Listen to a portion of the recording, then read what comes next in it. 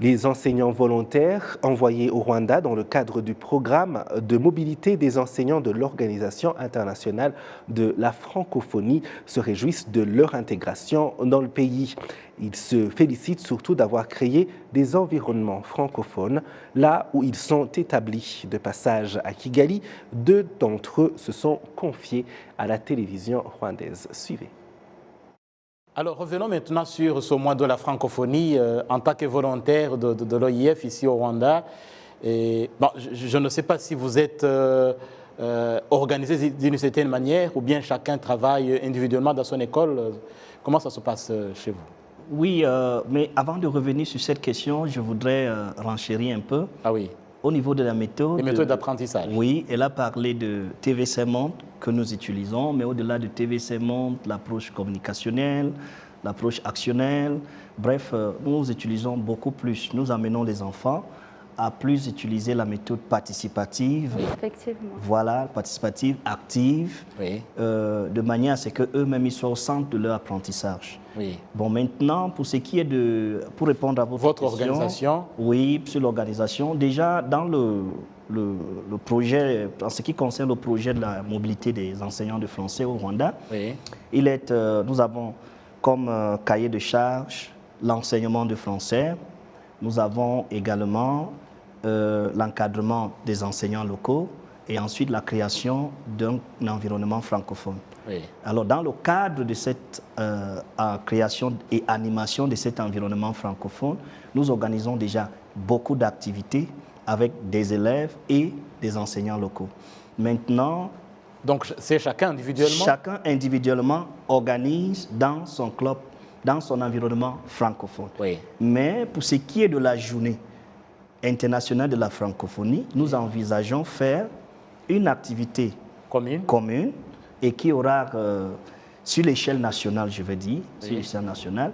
Donc, ça ne sera pas quelque chose de très, très nouveau. Ça sera en majorité des activités que nous avons l'habitude de les animer dans nos différents clubs francophones, que nous allons ramener certains les plus phares au sein de cette journée. Alors, donc, une sorte de compétition peut-être? Oui, il y aura des compétitions, mais pour le moment, nous sommes encore en train de travailler sur le projet. Oui. Donc, d'ici avant cette journée, je pense que tout sera déjà calé et nous saurons exactement ce qu'il y a lieu de faire pour cette journée. Et Manuela, vous aviez quelque chose à ajouter? Oui, une chose que je veux ajouter à ce que Didier a dit, c'est que oui, on organise des activités vraiment individuellement dans nos différentes localités. Hein? Oui, pas que, voilà, c'est à ça que j'en venais en fait. Oui. C'est pas que forcément dans notre seul établissement, parce que voilà, parce que en fait, et aussi il y a cette collaboration là avec aussi nos collègues.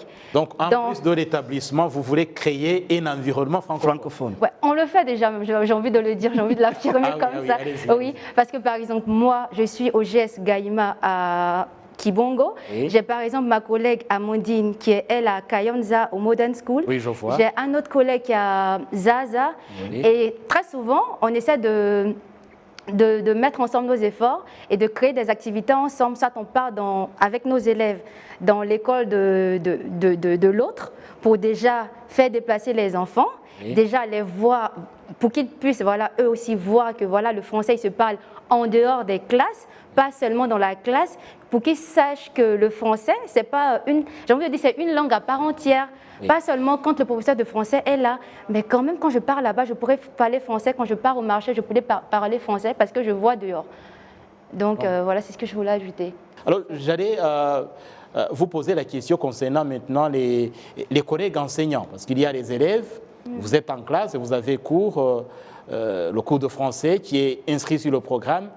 Est-ce que chez les enseignants, il y a une certaine collaboration pour les aider à apprendre, à maîtriser, améliorer leurs compétences communicatives en français? Oui. Déjà, une chose que je vais ajouter, c'est qu'ils sont contents de nous avoir avec eux.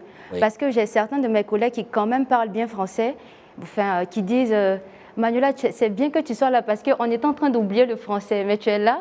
Oui. On essaie de parler parce que c'est certain que je n'étais pas là, mais je pense que c'était le cas. Avant que je ne vienne, je ne pense pas qu'on parlait français dans la salle de classe, dans la salle des profs. Mais avec ma présence là... Ils sont obligés. Et ils veulent bien. J'ai pas envie de... Ils sont obligés, mais ils aiment bien en fait. Oui. Le truc, c'est qu'ils n'avaient pas l'occasion de le faire. Et ma présence leur donne cette opportunité-là. Donc, ils aiment bien le faire et ils disent, tu ne vas plus partir, tu vas rester là avec nous. Alors ça, c'est quelque chose qui se fait, j'ai envie de dire, tous les jours au quotidien.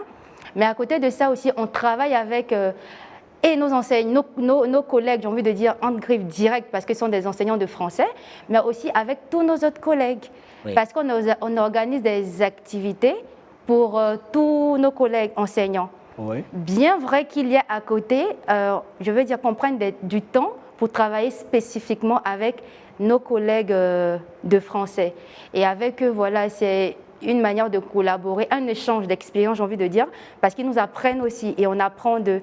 Et voilà, donc nous, notre apport, c'est de leur partager ce qu'on sait, des bonnes, j'ai envie de dire, démarches pour mettre en place une approche, comme il a dit, communicative, puisque le point qu'on veut toucher, c'est vraiment emmener les enfants à vraiment parler. Voilà. Et pour terminer, comment évaluez-vous ce programme de mobilité des enseignants déjà avec 2 ans que vous venez de passer au Rwanda? C'est un programme qui porte des fruits. Vous êtes optimiste quant à l'avenir de ce programme, vu ce que vous vivez sur le terrain? D'accord. Alors, moi, je suis quelqu'un qui suis toujours optimiste parce que je me dis, c'est ce qui déjà provoque le résultat que tu vas avoir demain. Et oui, nous sommes optimistes pour la suite. Pourquoi? Déjà parce qu'on a des collaborateurs qui sont quand même engagés, Oui. qui veulent apprendre. Oui. C'est vrai que par endroit, parce qu'après, on ne va pas peindre le tableau comme s'il était vraiment tout beau, par endroit, il y en a qui ont encore des réticences. Et ça, je pense que c'est lié à leur personnalité. Oui. Mais on a des collègues qui sont vraiment beaucoup engagés et voilà, qui veulent apprendre. Et déjà là, de par ce partage qu'on a là, il y a un certain impact qui est positif. Et par la suite, je me dis déjà qu'ils ont appris, on a appris ensemble, j'ai bien envie de le dire, j'aime bien le dire comme ça pour ne pas qu'on le voit juste d'un seul sens. Oui. Et au-delà de ça, je veux dire, pour ce qu'on leur a apporté, c'est clair que ce sont des choses qu'ils font en classe ou qu'ils feront en classe, même si nous ne sommes pas là. Didier, peut-être que tu Et Didier? Oui, si je reviens même d'abord avec des collègues locaux, au départ, beaucoup pensaient que nous étions des inspecteurs, on venait les contrôler, on venait voir leurs méthodes, on venait les critiquer et tout ça. Et ce qui fait qu'il y avait cette réticence, il y avait l'écart. Mais avec le temps, on a pris du temps de leur parler, de leur dire non, si nous sommes venus, c'est pour qu'ensemble, nous puissions voir comment décomplexifier les méthodes d'enseignement. Oui. En fait, il ne faut pas avoir une bonne gamme de vocabulaire pour pouvoir s'exprimer. Il ne faut pas maîtriser toute la grammaire, toutes les règles de français pour pouvoir essayer de communiquer en français. La pratique. Il faut pratiquer. Même si on a 2 mots, on peut pratiquer. Alors, c'est à partir de ce moment-là qu'ils ont compris pourquoi nous étions là. Et le travail a commencé, comme Manuela le disait. L'environnement francophone s'est créé à partir de notre présence au sein des établissements, et pas seulement dans l'établissement, même dans nos quartiers. Nos bailleurs, nos voisins, le boutiquier chez qui nous nous ravitaillons, il est obligé de dire les prix en français. Quand il nous voit, il essaye. Vous savez, avec, comme vous avez dit tout à l'heure, le Rwanda le Kinyarwanda qui se parle sur toute l'étendue nationale, et, on a de la peine à trouver un petit break où on peut, une petite pause qui donne l'occasion de pouvoir s'exprimer en français. Pour le cas des élèves, c'est en contexte scolaire, en salle de classe, mais avec notre présence, le français se parle en dehors de la salle de classe parce qu'à chaque fois que nous nous rencontrons, nous nous frottons, il faut utiliser le français.